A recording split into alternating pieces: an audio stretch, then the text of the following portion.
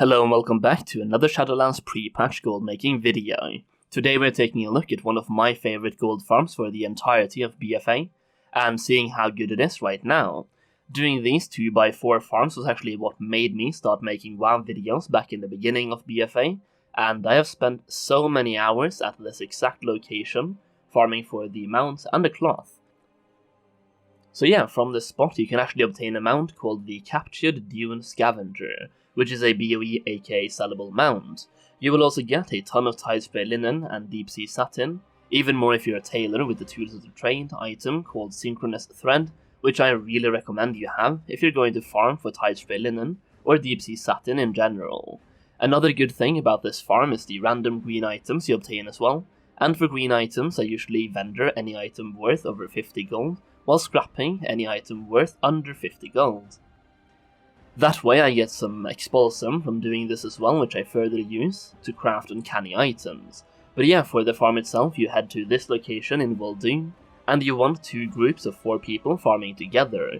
You want 1 monk for the monk statue, and you want as many pullers as possible. Preferably the group would be full of druids, maybe 1 hunter for some insane damage, as hunters are pretty broken right now. I recently did a 3-hour test at this location, and I ended up getting 1,800 Tidespray linen per hour, and 300 to 350 deep sea satin per hour. This would, with my server's prices, give me 6,000 gold worth of those 2 types of cloth per hour. By vendoring grey items and green items worth over 50 gold, I also ended up getting 4,000 raw gold per hour from this location, which now sets us at 10,000 gold per hour combined. The mount itself goes for 90,000 gold on my server, and has an EU average of 100k, but that mount drops very rarely.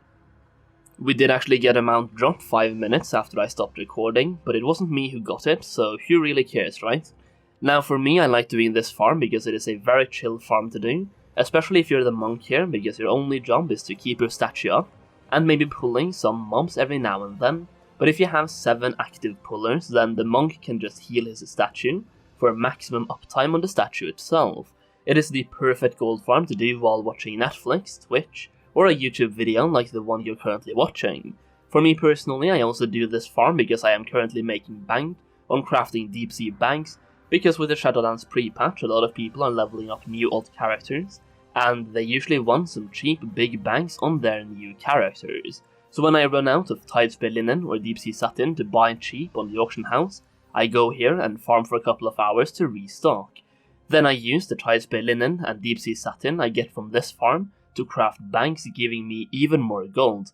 By doing this, I turn this into a 12,000 gold per hour gold farm, with the added chance of getting a mount worth between 90 and 100k gold as well. Now back at the launch of BFA, this farm was actually worth over 100k gold per hour, because the world drop epic items was worth a lot back then, as they were basically the same item level as raid gear, and the mounts were even more expensive because they were very new back then.